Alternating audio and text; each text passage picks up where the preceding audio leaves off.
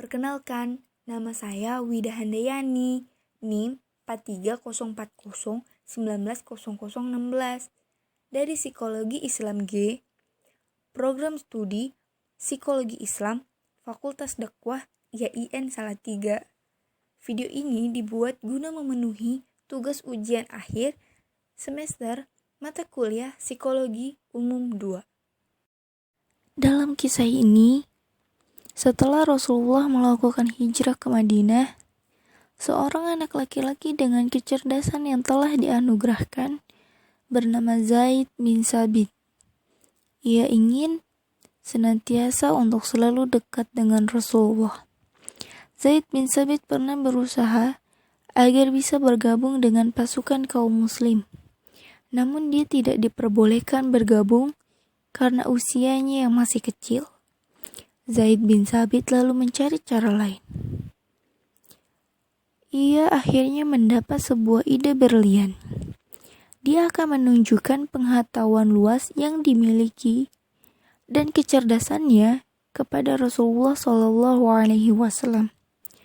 Dengan ide yang dia lakukan itu, dia berharap akan menjadi orang terdekat Rasulullah SAW. Lambat laun, Rasulullah mendengar kabar bahwa ada seorang anak laki-laki di Madinah yang cerdas dan hafal surat-surat Al-Quran. Rasulullah lantas memanggil Zaid untuk menghadap kepadanya. Rasulullah SAW pun menguji Zaid dengan menyuruhnya membaca ayat-ayat yang telah dia hafal. Zaid bin Sabit ternyata mampu membaca ayat-ayat tersebut. Dia menghafal dengan sangat baik. Rasulullah SAW sangat kagum dengan kecerdasan yang dimiliki oleh Zaid. Setelah itu, Rasulullah SAW meminta Zaid untuk mempelajari bahasa Ibrani. Dengan semangat, Zaid memenuhi permintaan beliau. Ternyata, tidak membutuhkan waktu lama, Zaid dapat menguasainya. Berkat kecerdasan ini, Zaid bin Sabit diangkat sebagai sekretaris Rasulullah SAW. Zaid bin Sabit adalah seorang yang diberi amanah untuk mengumpulkan dan menuliskan Al-Quran pada zaman kekhalifahan Abu Bakar dan Umar bin Khattab. Ia juga telah meriwayatkan 92 hadis Rasulullah SAW. 5 diantaranya telah disepakati oleh Imam Al-Bukhari dan Imam Muslim. Selain itu, Imam Al-Bukhari juga meriwayatkan 4 hadis yang lain bersumber dari Zaid bin Sabit. Sementara, Imam Muslim juga meriwayatkan 1 hadis yang lain bersumberkan dari Zaid bin Sabit. Zaid bin Sabit sang pakar ilmu waris dalam umat ini. Pada masa Rasulullah SAW, beliau masih muda. Umurnya tidak lebih dari 23 tahun ketika Rasulullah wafat. Kecerdasan dari Zaid bin Sabit sungguh luar biasa. Dia mampu mempelajari suatu hal dengan sangat cepat. Tanpa petunjuk dan rahmat Allah, seseorang tak akan mampu menguasai suatu ilmu. Allah adalah zat pemilik ilmu. Dari sisinya, seluruh ilmu pengetahuan dan kecerdasan yang telah dianugerahkan kepada para umat manusia diturunkan. Kisah Zaid bin Sabit dalam peperangan melawan Musalamah, banyak hafiz yang menjadi syuhada. Hal ini pun menjadi kekhawatiran para khalifah, sehingga khalifah memerintahkan Zaid bin Sabit untuk mengumpulkan mushaf agar Al-Quran dapat dibukukan. Ketika mendengar perintah itu, Zaid berkata, "Dengan nama Allah, jika Tuhan menyuruh hamba memindahkan gulung dari suatu tempat ke tempat lain, itu tidak membebaniku sama sekali daripada mengumpulkan lembar dari ayat-ayat asli Al-Quran. Bagaimana Tuhan sanggup memerintahkan hamba melakukan sesuatu yang Rasulullah SAW sendiri tidak melakukannya?" Khalifah Abu Bakar pun menjelaskan tindakan ini terpaksa dilakukan demi menyelamatkan Al-Quran dari kehilangan. Wafatnya para penghafal Al-Quran akan menyebabkan hilangnya Al-Quran. Setelah mendengar penjelasan tersebut, Zaid memutuskan untuk menemui penduduk Madinah yang memiliki mushaf dan mengumpulkan satu persatu lembaran Al-Quran dari mereka. Zaid pun menyalin dan menemui para hafiz yang menghafal Al-Quran dalam hati mereka.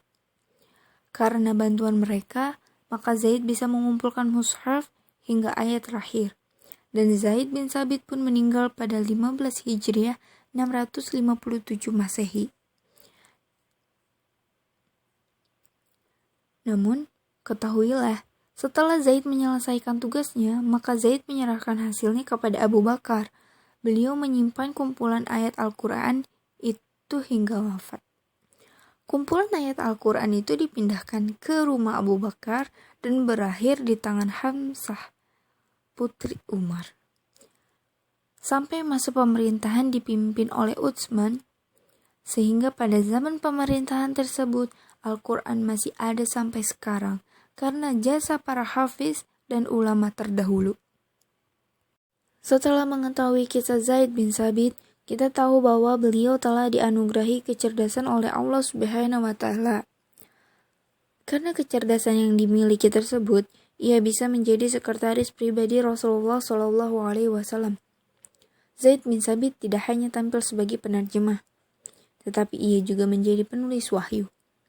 Bila wahyu telah turun, maka Rasulullah memanggil Zaid, lalu dibacakan kepadanya, dan Zaid akan menulis yang dibacakan. Karena itu, Zaid bin Sabit menulis Al-Quran sesuai dengan tuntutan Rasulullah secara bertahap sesuai dengan turunnya ayat. Alhasil, dia menjadi orang kedua tempat umat Islam bertanya tentang Al-Quran. Sesudah yang pertama yaitu Rasulullah SAW. Dia juga menjadi ketua kelompok yang telah ditugaskan untuk menghimpun Al-Quran pada masa pemerintahan Abu Bakar As-Siddiq. Kemudian, dia pula menjadi ketua tim penyusunan mushaf pada zaman pemerintahan Utsman bin Affan. Di antara keutamaan yang dilimpahkan Al-Quran terhadap Zaid bin Sabit, dia pernah memberikan jalan keluar pada suatu jalanan buntu yang membingungkan orang pandai pada suatu hari Sakifah. Kaum muslimin juga pernah berbeda pendapat tentang pengganti Rasulullah sesudah beliau wafat. Karena adanya perbedaan pendapat, hampir saja terjadi bencana di dalam kalangan kaum muslim kala itu. Padahal, jenazah Rasulullah masih terbaring dan belum dimakamkan. Hanya kalimat-kalimat mutiara yang bergelapan dengan sinar Al-Quran yang sungguh mengubur bencana tersebut dan menyinari jalan buntu dengan solusi. Maka Zaid pun mengeluarkan kalimat dari mulutnya. Dia berkata di hadapan kaumnya, orang-orang Ansor, "Wahai kaum Ansor, sesungguhnya Rasulullah SAW adalah orang muhajirin. Karena itu, sepantasnya lah pengganti Rasulullah adalah orang muhajirin pula." Ada A'Sya'bi bercerita, seusai menunaikan sholat jenazah, Zaid bin Sabit mengambil keledainya. Ketika itu datanglah Ibnu Abbas serta-merta mengambil kendali keledai tersebut agar dituntun olehnya. Namun Zaid berkata, "Lepaskan, wahai sepupu Rasulullah." Namun, bukannya melepaskan tali keledai itu, Ibnu Abbas menjawab, "Kami diperintahkan berlaku seperti ini kepada para ulama." Mendengar kalimat tersebut, Zaid mencium tangan Ibnu Abbas dan Zaid berkata, "Beginilah kami disuruh berlaku terhadap keluarga Rasulullah SAW." Ketika nilai seorang guru mulai mengalami penurunan di mata masyarakat, ilmu juga akan ikut diremehkan. Akibatnya, masyarakat sendiri akan hancur. Meski ada sebagian guru dan pengajar yang tidak dapat dijadikan panutan, namun masyarakat tidak bisa menjadikan hal itu sebagai alasan untuk tidak hormat kepada mereka. Karena secara mayoritas, para guru itu tetaplah baik. Demikian kisah Zaid bin Sabit, sang penerjemah Rasulullah